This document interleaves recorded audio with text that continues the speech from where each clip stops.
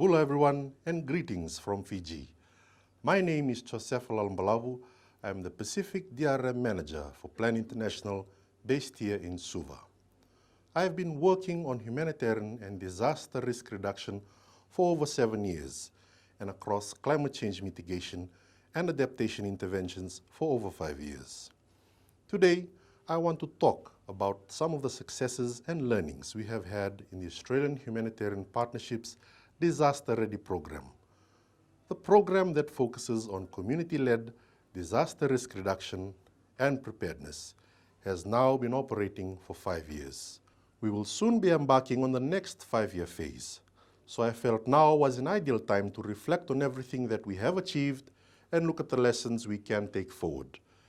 As I'm sure you're all aware, this region faces some of the most significant impacts of climate change in the world.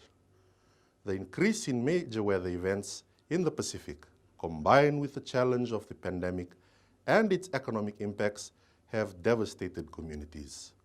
But throughout the Disaster Ready program, we are seeing proof that supporting disaster preparedness and coordination through a localized, responsive and inclusive program can help mitigate these impacts.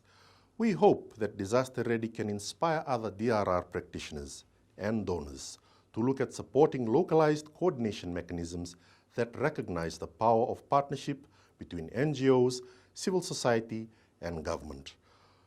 While competition can drive value for money, accountability, and effectiveness, it can sometimes cause fractures when we most need unity.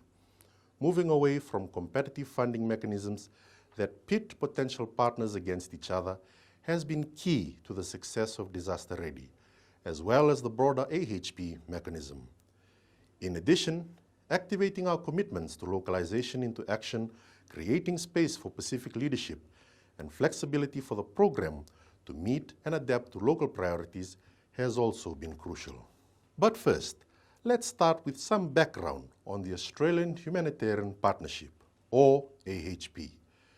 The AHP is a partnership between the Australian government and 6 trusted Australian NGOs: Care Australia, Caritas Australia, which leads the church agency's disaster network operations, or Can Do Cooperative, comprised of smaller faith-based NGOs, Save the Children Australia, Oxfam Australia, Plan International Australia, and World Vision Australia.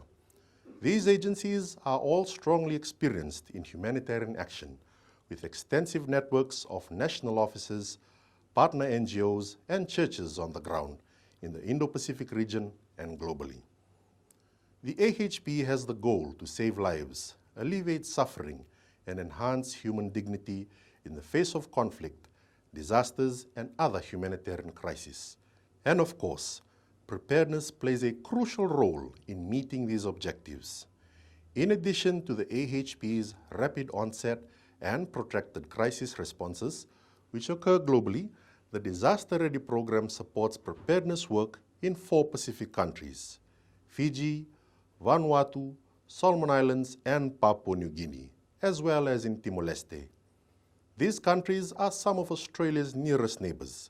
They are also facing disasters such as cyclones and floods with increasing frequency and intensity, impacting on broader efforts towards sustainable development, stability, and economic growth.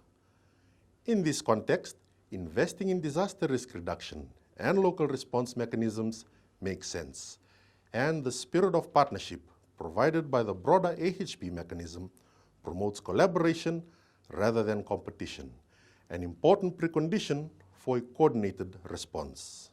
Disaster Ready has supported more than 100 communities across 5 countries to be better prepared for disasters. Each country involved in the Disaster Ready program now has a country coordination committee led by one of the Australian-based NGOs. The committees are then comprised of other participating NGO members and their partners, civil society representatives, inclusion partners such as local women's organizations, organizations of people with disability, and LGBTQI+ associations, and representatives of government agencies such as national disaster management offices. These existing relationships have both strengthened community-based DRR and supported improved responses to the kinds of disasters we have come to expect in the Pacific, like Tropical Cyclone Harold and Yasa, for example. When COVID-19 turned our worlds upside down, the relationship building that had already taken place through Disaster Ready proved invaluable in mounting coordinated national responses. Country committees took the lead on designing health, livelihoods, and recovery programming for vulnerable communities by mobilizing additional COVID-19 funding received from the Australian government through the AHP. For example, across 7 PNG provinces, disaster-ready partners capitalized on existing government relationships to forge new partnership with provincial health authorities to support COVID-19 risk communication and community engagement, as well as the national vaccine rollout. In several Fijian communities, screening centers were set up by local disaster committees under the lead of community health workers. And disaster response tools like reflector vests and loudspeakers provided under Disaster Ready were used to coordinate COVID-19 testing and to keep the community informed. Communities continued to respond to other disasters as well. When an earthquake struck Anatayam Island in Vanuatu in early 2021, the recently trained Community Disaster and Climate Change Committee swung into action. The committee had already run a tsunami awareness session with community members, supported by Disaster Ready. After the earthquake, the committee evacuated community members to higher ground. Their quick initiative meant that the school was evacuated before a small tsunami swept up close to the classrooms. All these efforts demonstrated that the disaster-ready country committees were working and providing a strong basis for response.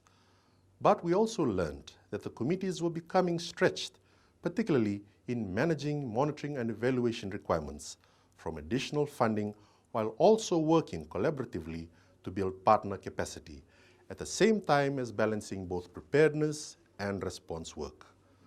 For the next phase of Disaster Ready, country committees will have more resourcing and flexible funding to respond. The design process for Disaster Ready 2.0, as we are calling it, is country-led, with national committees playing a key role in deciding their priorities. These will then feed into the overarching program goals. This work provides an important template for localization, something many donors are working towards, but a concept that can struggle for traction in agencies used to working in more top-down ways. The positive feedback from national governments in our region and other key stakeholders on disaster-ready support for their priorities and processes gives us a compelling argument for those in our own agencies who may see the risk rather than the rewards of shifting power. Inclusion is front and center in Disaster Ready's mission. We know women, children, and people with disabilities face the highest risk of harm from disasters.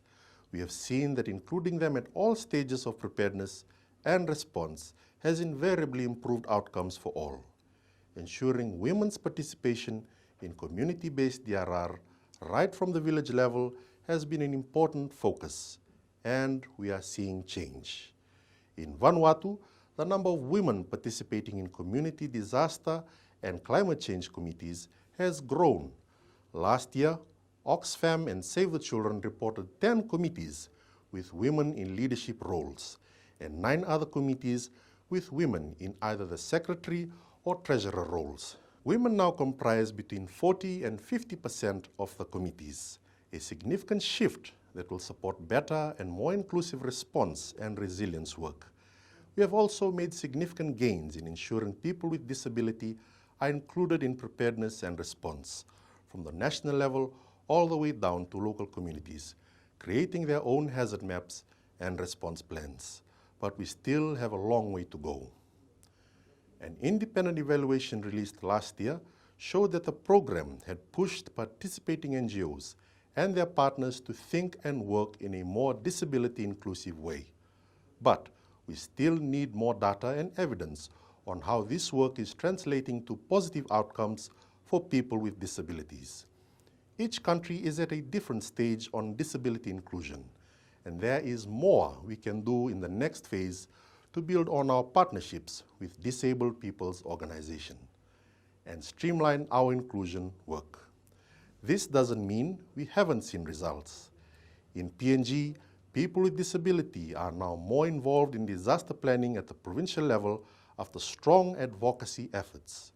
In Solomon Islands, a disability-inclusive disaster messaging program worked with AHP partners, media, disaster management agencies, and DPOs to ensure everyone understood the communication needs of people with disabilities. In Fiji, when COVID-19 hit, disability organization representatives visited communities to collect information about how their members were affected. They later returned with the AHP partners to provide supplies and seeds needed to support food security and livelihoods for people with disability, which proved crucial for these community members as the economic impacts of the pandemic and lockdowns began to hit. Furthermore, in the wake of Tropical Cyclone Yasa in December 2020 and then Tropical Cyclone Anna in January 2021, the disability organization representatives in Fiji set up their own Disability Emergency Operations Center that collected information from and disseminated information to persons with disabilities across the country and provided updates to the Fiji National Disaster Management Office that fed into the National Disaster Situational Reports that were released in every 24 to 48-hour window. National Disabled People's Organizations are key members of disaster-ready country committees, supported by regional umbrella organization Pacific Disability Forum. And the next phase of Disaster Ready will build upon this inclusion focus. As we look toward the second phase of Disaster Ready, an increased focus on resilience will be at the program's core. Already, community-based disaster committees in disaster-ready countries have identified hazards through participatory processes. Organically, we have seen a particular focus on water access emerge, especially in Timor-Leste, with its prolonged dry seasons and heavy monsoons. In Papua New Guinea, communities north of Mandang have been planting mangroves to protect land from coastal erosion and storm surges. In Fiji, partners are supporting communities that have voluntarily relocated as climate change threatens livelihoods and security. The integration of climate change adaptation, disaster risk reduction, and resilience programming is inescapable in the countries where disaster ready works. At the community level, it is already part of life. Communities see these hazards and risks combined. There is a strong appetite from communities to receive community-based disaster risk management trainings to further enhance their preparedness. At the national and international level, we can do more to integrate our approaches, and it will be an area of focus for Disaster Ready over the next 5 years. Fiji and our neighbors have been warned repeatedly to brace for more extreme weather events. The Australian government and AHP partners have proven their commitment to listening to local voices across the Pacific and in Timor-Leste in order to strengthen resilience against such disasters. When Disaster Ready was first designed, the grand bargain was still fresh, with work just beginning on localization commitments, and a global pandemic was a hypothetical planning activity, not our lived reality. Yet now, through strong partnerships and an openness to listen and learn, the Disaster Ready program has proven time and time again to be agile and flexible. Our network of partners in Australia and in implementing countries remain our biggest asset. Through mutual planning for localized response, our partners continuously demonstrate the importance of adaptability and trust. The ability of the Disaster Ready program to evolve in response to the changing context, both in terms of humanitarian and DRR practice, as well as emergent challenges, will continue to be one of its greatest strengths. And now, as we prepare for the second phase of this groundbreaking program, local voices will continue to take the lead on building a more resilient and prepared region. Vinaka Vakalevu.